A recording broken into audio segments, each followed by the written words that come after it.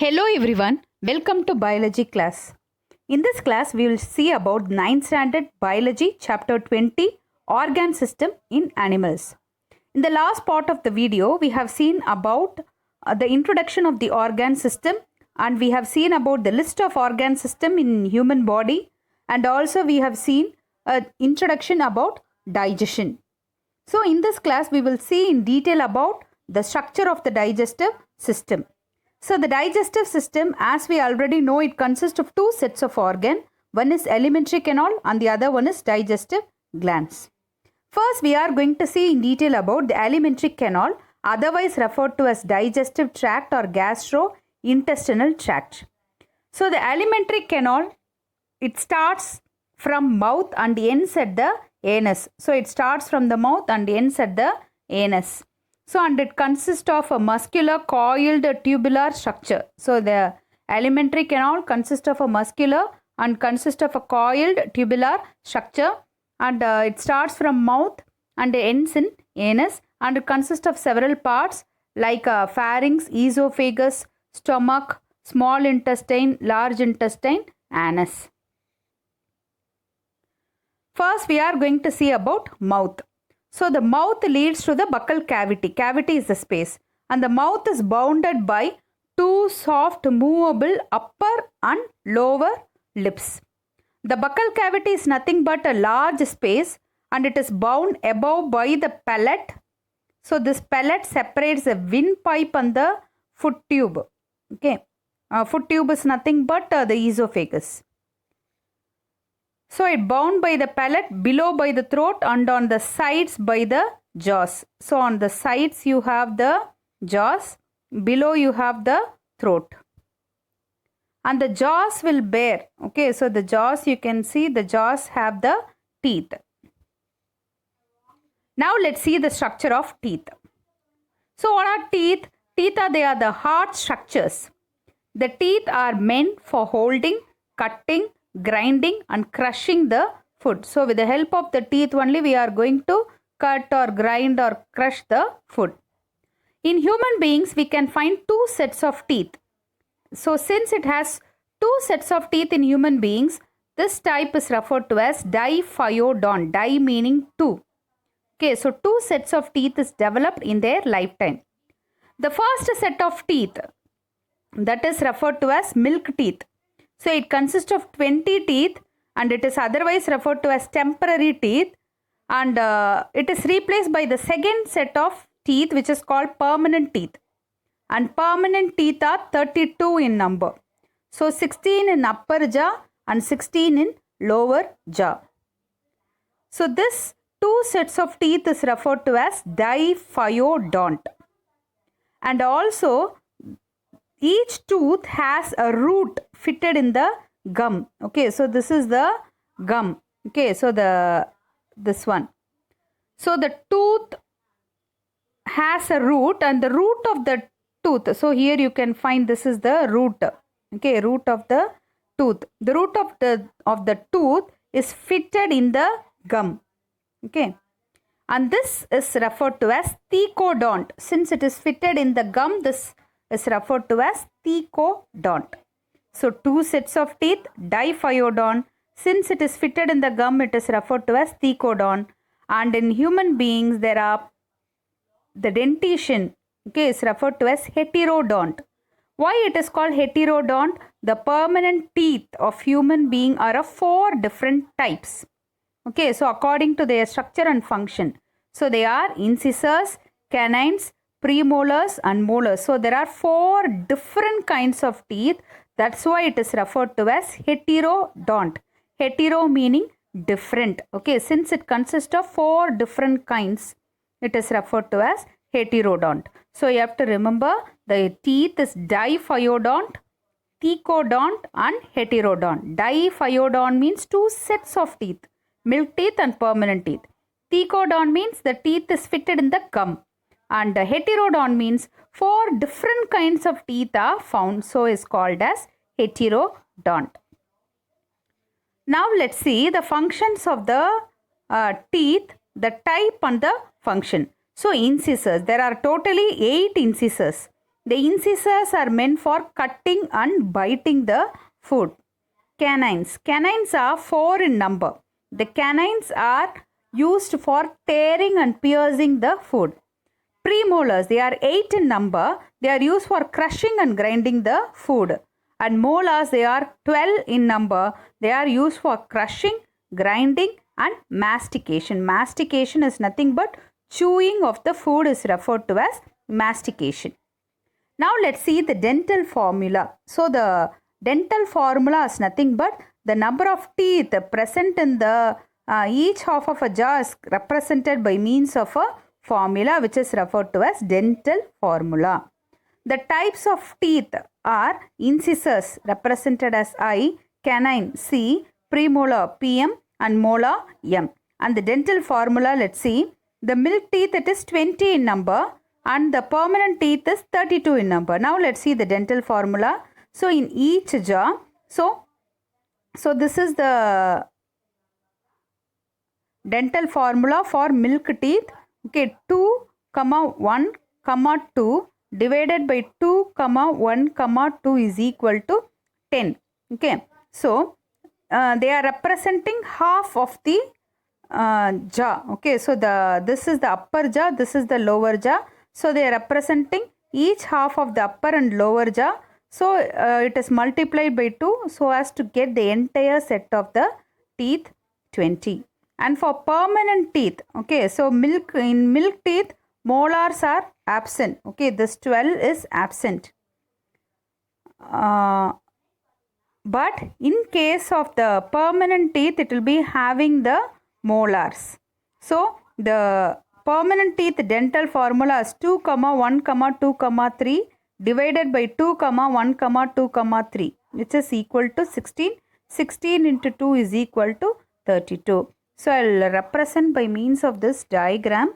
So in this diagram you could see, so this is the upper jaw, this is the lower jaw. So how they are representing the dental formula? So they are representing the dental formula. So here you can find incisors. So the incisors are 4 in number. So first they are calculating the half of the jaw, each jaw.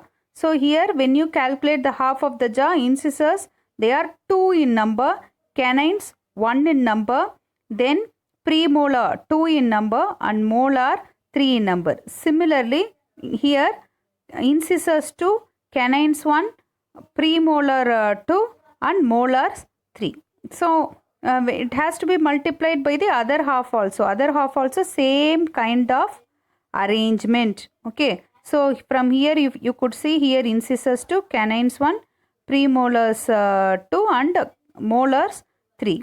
So the human dental formula is represented as 2, 1, 2, 3 divided by 2, 1, 2, 3, which is equal to 16. 16 into 2 is equal to 32. The next is salivary glands. So 3 pairs of salivary glands are found in the mouth cavity. So the gland, the word gland refers to if it is going to secrete, then that is referred to as a gland. Okay. So salivary glands. So what is going to secrete? As the name suggests, it is going to secrete the saliva. So these salivary glands are found in the mouth cavity.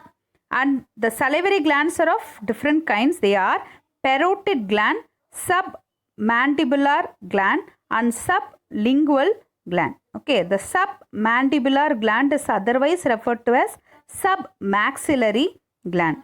First is the parotid gland. It is the largest of the salivary gland.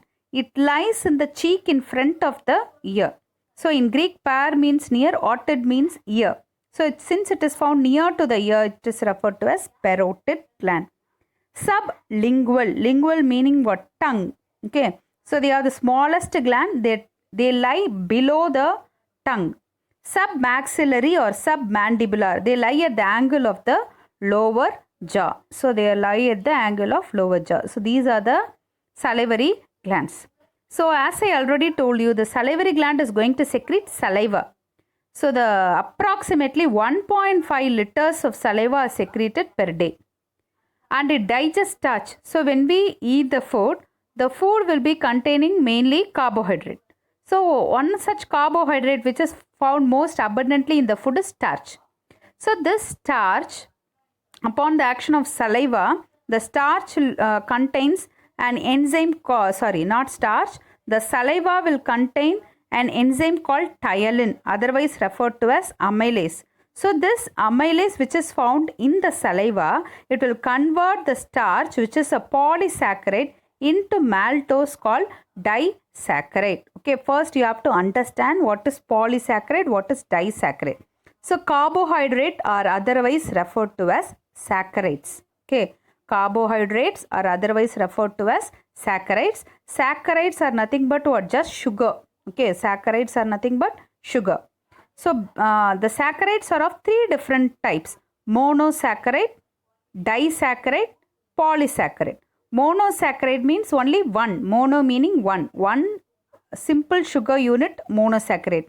2 units, disaccharide, and many sugar units, polysaccharide. So the carbohydrate, okay, is otherwise called as saccharide. Starch is a polysaccharide. So what is digestion? The previous class we have studied the conversion of complex substances found in the food into simpler substances is called digestion. So since starch is a complex polysaccharide, it is going to be converted to a simple sugar by the process of digestion. So first the digestion starts in our mouth itself.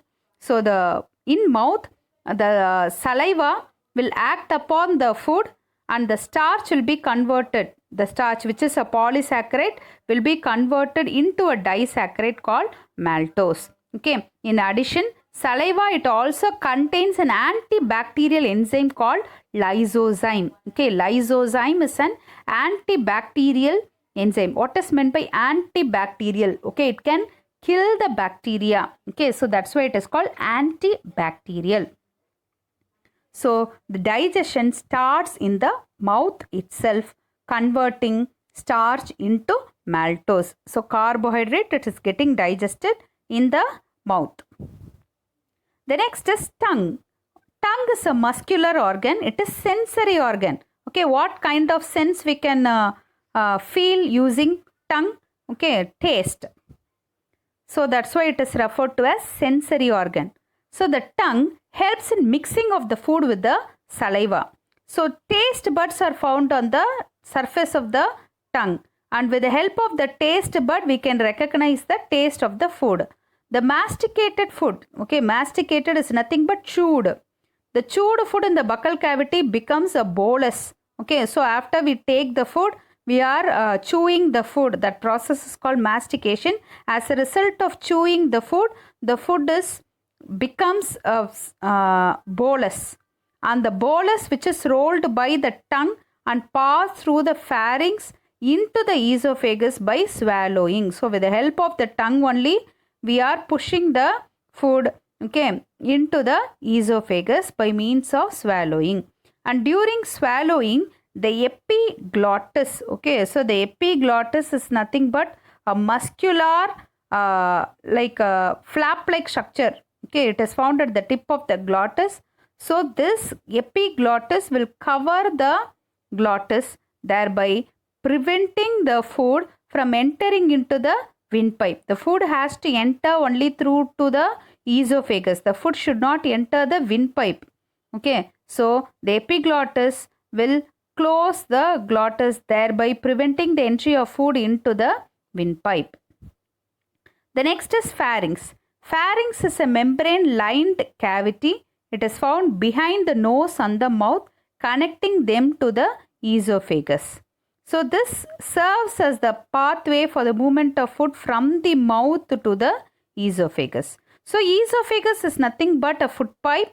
It runs 22 centimeter in length and it conducts the food. So from the pharynx to the stomach, and the movement of the food through the esophagus is by peristalsis action. What is meant by peristalsis? It is a wave-like movement and it is produced by the rhythmic contraction and relaxation of the muscular walls of the alimentary canal. Due to the peristaltic action, the food reaches the stomach.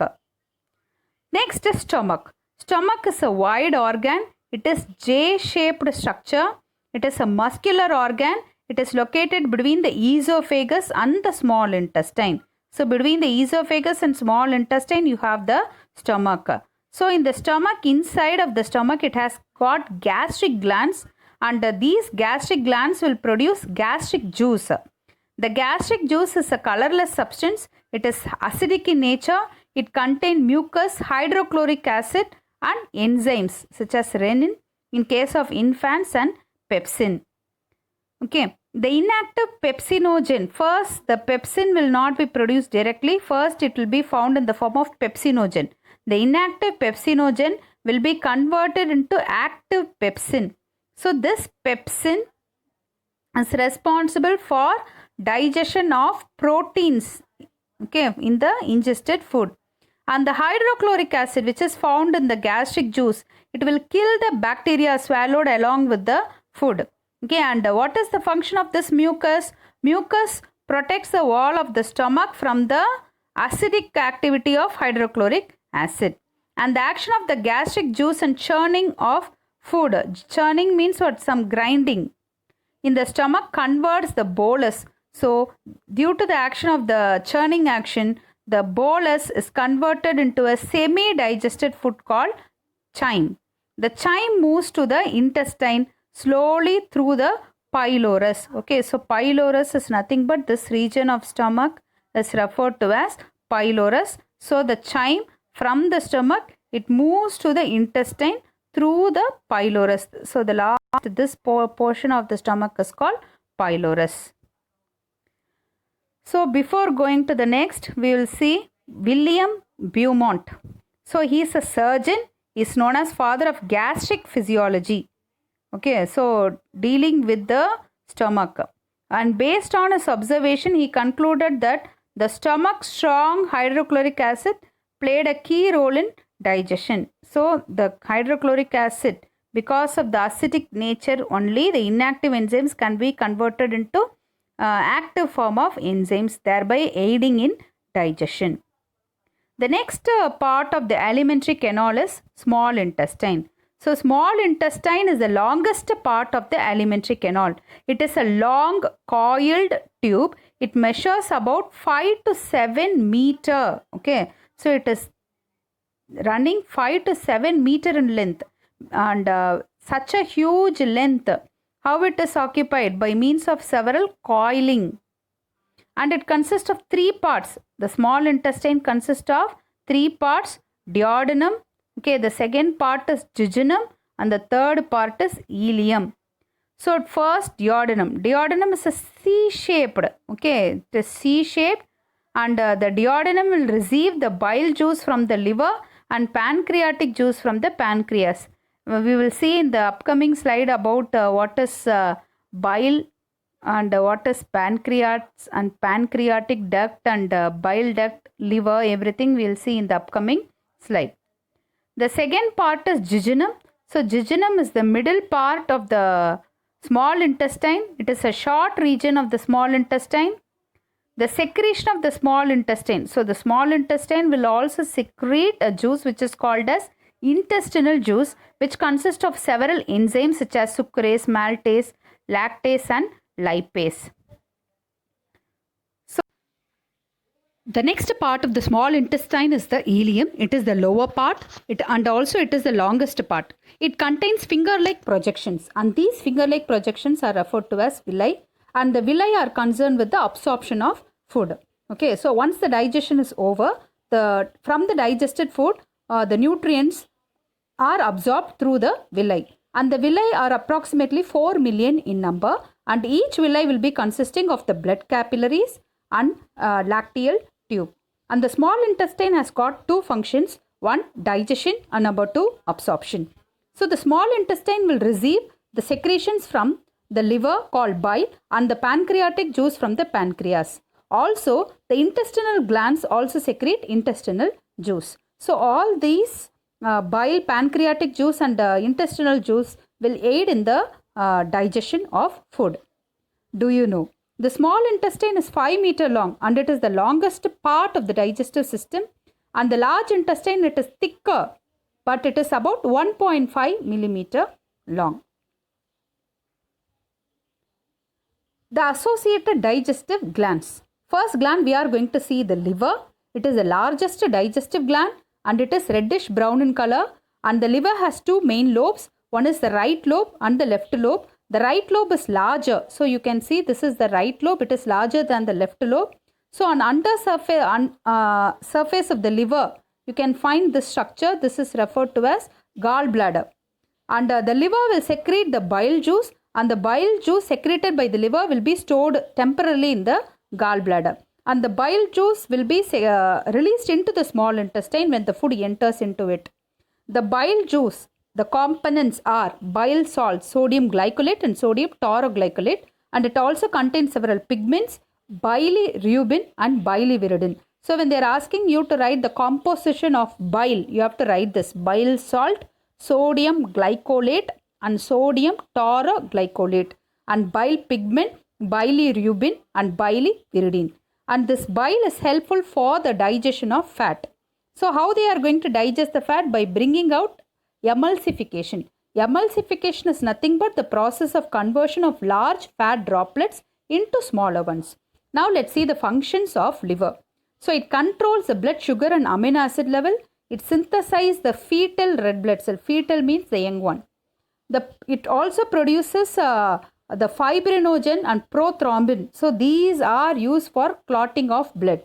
And it destroys the red blood cells, aged red blood cells. It stores iron, copper, vitamins A and D. It produces heparin. Heparin is an anticoagulant. So inside the blood vessel, the blood should not coagulate. Coagulate is nothing but clotting. So it produces heparin as an anticoagulant, and it excretes out the toxic and metallic poison, and liver is also meant for detoxifying the substances including the drugs and the alcohol. These are the functions of liver.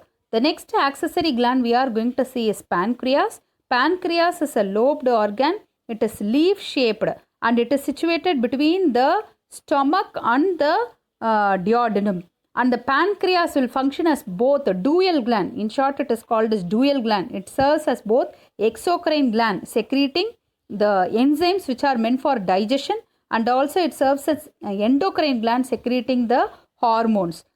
The exocrine part of the pancreatic gland secretes pancreatic juice, and the pancreatic juice contains three enzymes, namely lipase meant for digestion of fat, trypsin for digestion of protein, and amylase for digestion of starch. And the endocrine gland, it bears the islets of Langerhans, and these islets of Langerhans have the endocrine cells, and these cells will secrete the hormones. The cells are alpha cells which secrete a hormone called glucagon, and beta cells which secrete the hormone called insulin. The intestinal glands secrete intestinal juice, and the intestinal juice is called as succus entericus, and it contains several enzymes such as maltase, lactase, sucrase, lipase, which will act in an alkaline medium. From the duodenum, the food is slowly moved down to ileum where the digested food gets absorbed. So absorption of food. So absorption is nothing but the process through which the nutrients obtained after digestion are absorbed by the villi, and the absorbed nutrients are circulated throughout the body by blood and lymph and supplied to all the body cells according to their requirement. Assimilation of food. Assimilation is nothing but the incorporation of the absorbed food material into the tissue cell. That is the conversion of the nutrient into the cellular energy is referred to as assimilation. And the final product of fat digestion, that is fat is finally digested to fatty acid and glycerol, and are again converted into fat, and excess fat, if there is excess fat, it will be stored in the adipose tissue which is found underneath the skin. The excess sugar will be converted into a complex polysaccharide. So the sugars that can be converted into energy for body, if found in excess amount, it will be converted into a polysaccharide called glycogen, and it will be stored in the liver. The amino acids, they are used for the synthesizing the proteins that are required by the body. Large intestine.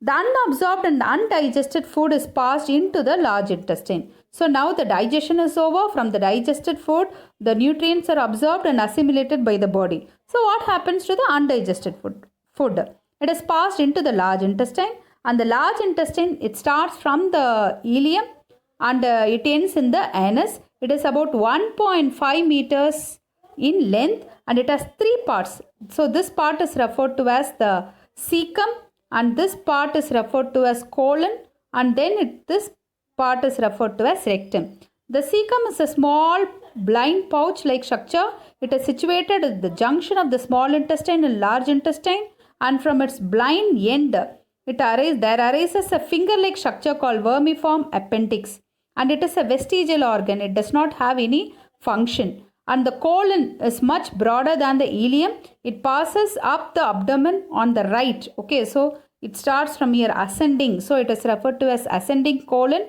It crosses to the left below the stomach. So this part is called as transverse colon, and then down on the left side. So descends down. So it is called as descending colon. So ascending colon, transverse colon, descending colon.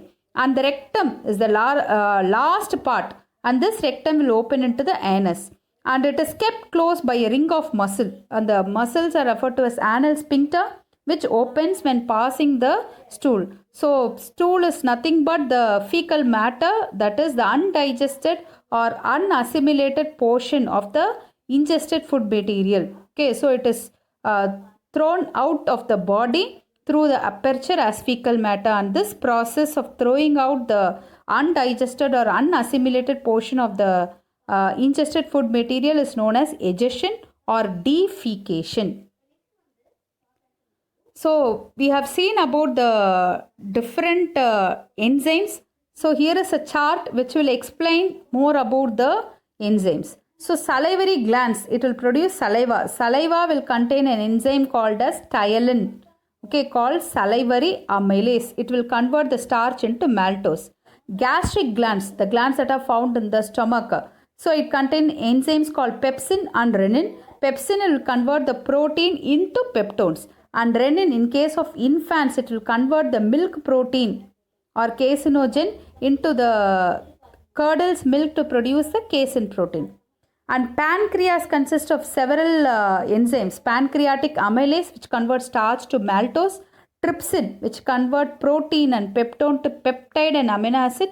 Chymotrypsin, which will convert protein to proteoses, peptones, polypeptide, tri and dipeptide. And pancreatic lipase, it will convert the fat into fatty acids and glycerol. And the intestinal gland, which will contain several enzymes. Maltase will convert maltose into glucose and glucose. Two glucose units join together to form maltose. So maltose will be broken down into two glucose units. Lactase will act upon lactose, which will cleave the lactose into glucose and galactose.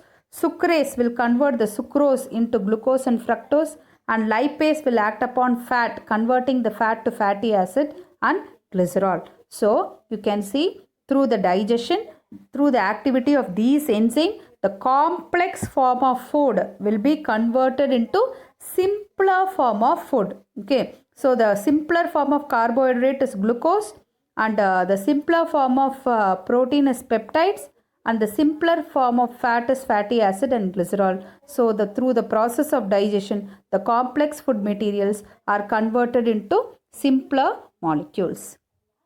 So here there is a flow chart which shows the process of digestion. So the food is ingested. So the first process is ingestion, ingested through the mouth.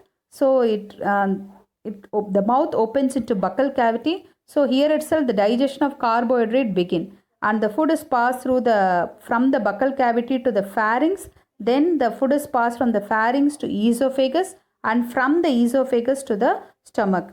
So here in the stomach, the digestion of proteins will take place, and then the food is passed on from the stomach to small intestine. So in the small intestine, all the substances like carbohydrate, fat and proteins digestion are completed. In addition to the digestion of carbohydrates, fats and proteins in the small intestine, the absorption of the simple substances also takes place in the small intestine by means of the finger-like projections on small intestine called villi. And after the villi is absorbing the simpler substances, it will be passed on to the blood. The undigested or unassimilated food is passed to the large intestine. In large intestine, the absorption of water and minerals also take place. The undigested food in the form of the fecal matter is thrown out of the body through the anus by the process called as egestion. So, from the large intestine, the undigested food is going to be thrown out by the process called egestion as waste through the anus. So this is about the process of digestion.